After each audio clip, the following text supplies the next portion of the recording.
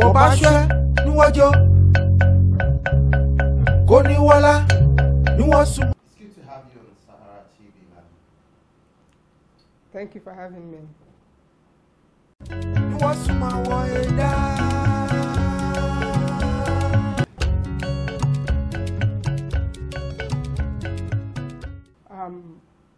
From an observer's perspective of the Ekiti gubernatorial election, most of the observers came out with the impression that it was a marked improvement from previous elections conducted by the Independent National Electoral Commission. It was not characterized by the logistical failings, by the voter registration issues, the different disenfranchisement complaints, and all lots of problems that attended the previous elections. So there was a significant shift away from tardiness that we have always observed in previous elections. So to that extent, I think it was a credible process.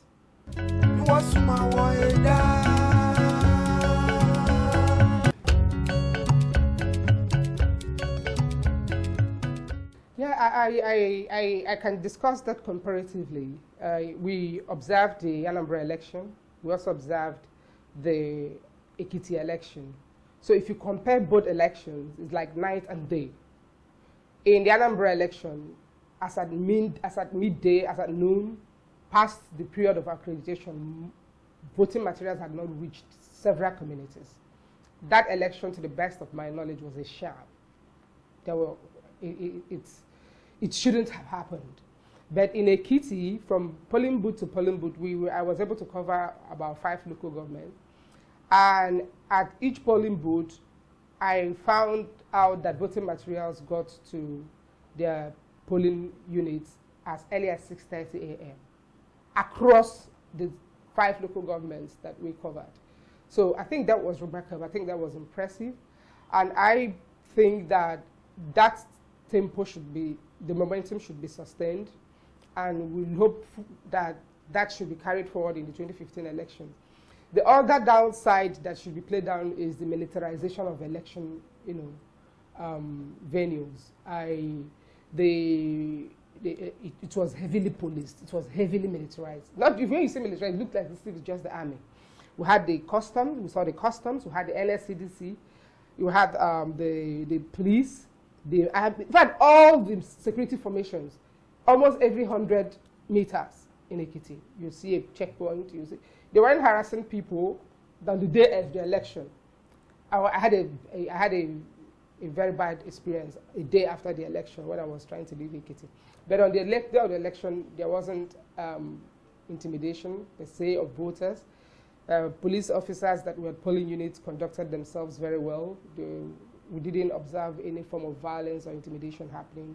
People were just voting freely according to their conscience. So to that extent, minus the security, I'll call it a security invasion because it was quite excessive for one state to have that kind of security presence. What about 2015, when we wouldn't have such security personnel to deploy to one state? What would happen?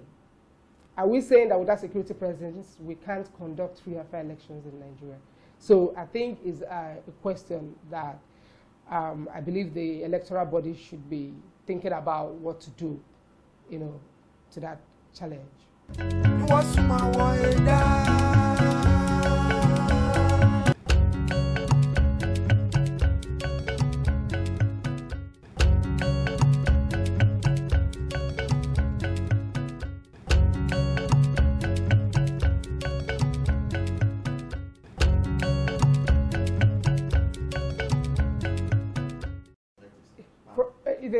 There were cases of voters, like in one particular local government, I think that was an Aramoko. If I look at my records, I can give you, I think the guy's first name is Oladapo. I took a picture of the guy with his details, which tweeted to INEC, and INEC responded almost immediately, within minutes. In that guy's case, we saw a similar case also in Iyin. That's the record we fellow of the local government. We saw that in Aramoko. Aramoko, I think, is in Ekiti West. In those instances, what happened is those people came with valid voters' cards, the new voters' cards issued to them by the electoral body. They came to the venue. They look through the voter distribution list, the card distribution list. They find their names. Like Oladapo was number 61 on the voter distribution list. But when you go to the electronic voters register, his name was missing.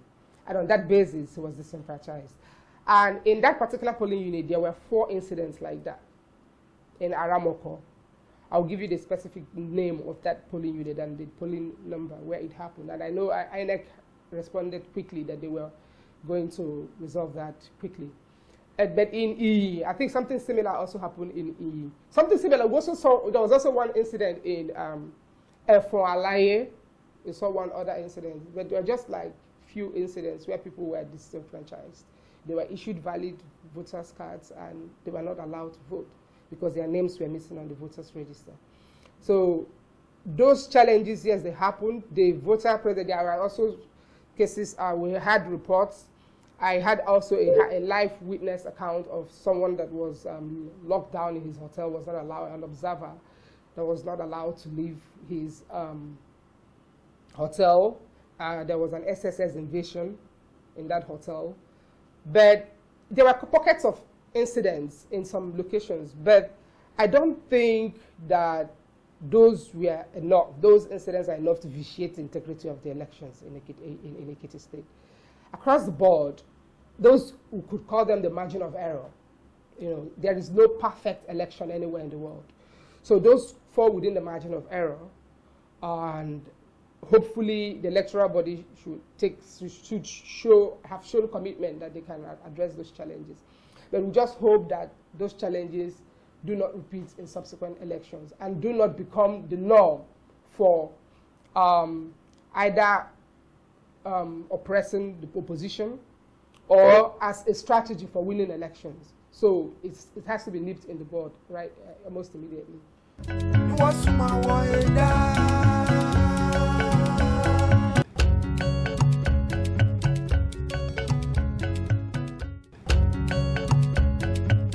The stomach infrastructure bid is a very disturbing trend.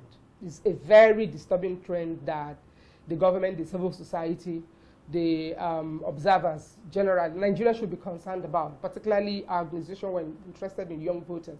We're very happy that in Ekiti, majority of polling units had young people trooping out in their numbers to come and vote for their choice candidate. But the stomach infrastructure bid, because a day before the election, we went around several local governments. We found out, we saw massive sharing of food by all the political parties. I wouldn't even say that I saw only PDP or from every location, we see clusters of people. That day was really the peak of the campaign. I think that was the last day for campaigning. All the parties were heavily involved in this ride sharing. And it raises a lot of questions. How much poverty is in the country? When you look at the indicators of progress, we hear 6% economic growth. We hear a lot of statistics showing that, our GDP has been rebased, it's the highest in Africa. What does that translate to? Those are the questions. If we are actually, because it's a degeneration, if we are getting to a point where food has become food, something that lasts as little as 2 to 3 weeks. Even if you're given a bag of rice, at most maybe a month, that's it's not enough for you to sell your mandate for lock away your future for the next 4 years. That is quite tragic. So it send a message to our political leaders, a message of actual failing, that they failed their citizens, they failed those they claim to represent, that their statistics of progress do not translate to reality on the ground, social and economic improvement for people, for citizens, for voters. So it is an issue that required dedicated attention and intervention in the next couple of months as we prepare for Osun elections and other elections in 2015.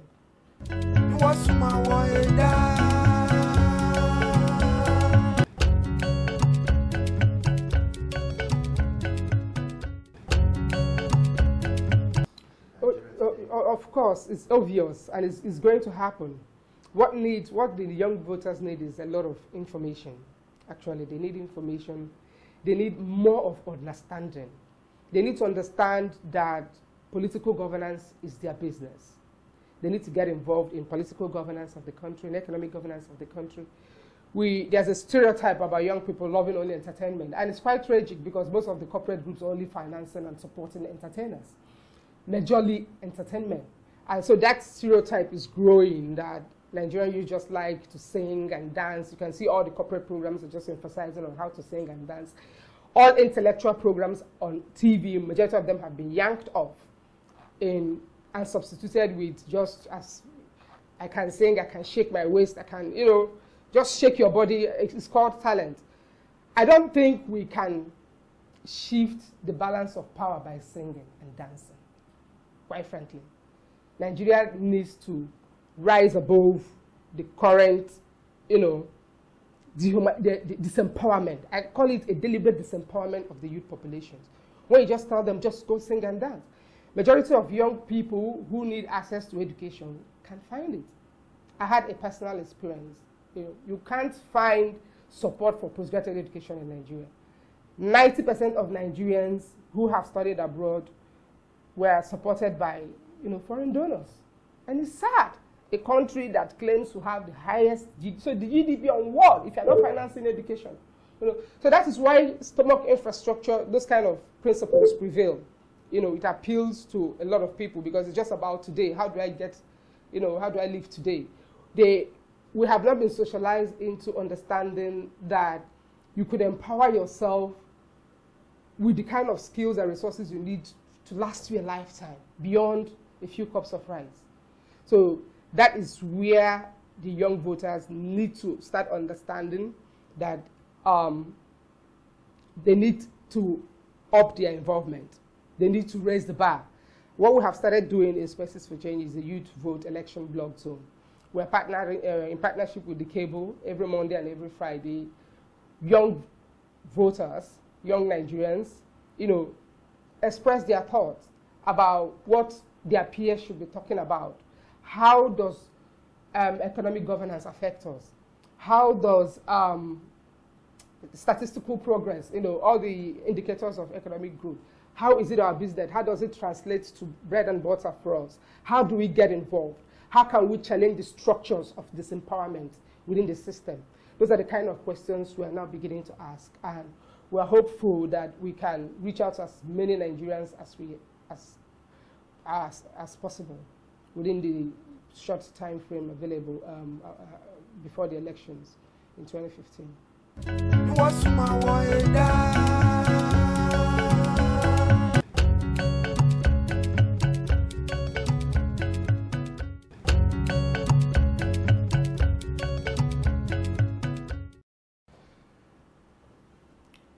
I was discussing with someone a few days ago. I was close to saying Nigeria has failed this cause.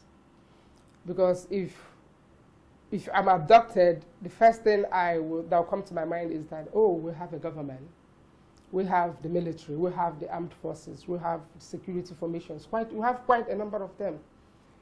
And if we could deploy so massively for a 2-day election in Ekiti, why can't we replicate that in Borno State?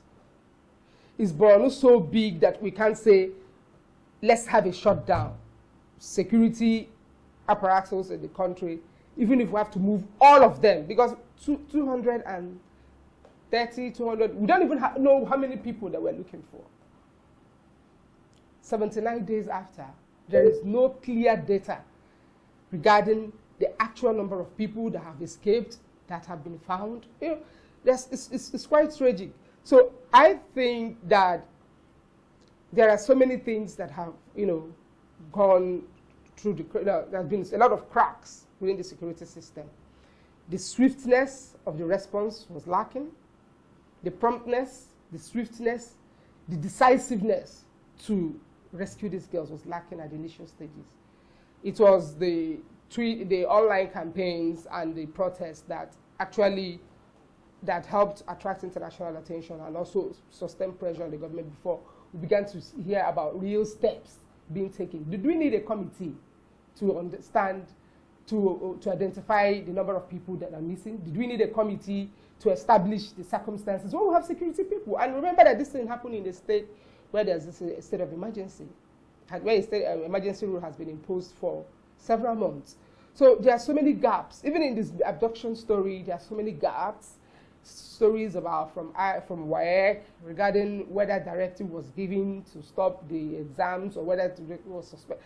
There's just like so many gaps. So it shows that Nigeria needs to go back to the drawing board. Our security chiefs need to go back to the drawing board and emphasize a lot of brutality, emphasize force, and hype intelligence. At a Beyond the Hashtags forum, that was one of the conversations that came. If you come into this room to gather information, I don't need to know what your mission is. But as security operators, once they come in, they cock their gun. Once you come in, if I have bad intentions, I just try to behave normal. I can beat you to it. So we need to reshape and reform the entire security infrastructure in the country so that we can be able to raise the stakes in the war against terror. So for the girls, I sympathize with their parents. It's a heartbreaking experience. There are reports that some of the parents died out of heartbreak, out of frustration. I think 2 parents have died since the incident without being able to see their daughters. Nobody knows the condition of these girls. Some other abductees that returned talked about serial rapes, serial social violence meted on these young girls. And it's happening repeatedly for 79 days without any form of restraint. So these are the kind of issues that our government should begin to think of new strategies and new solutions and new responses to them.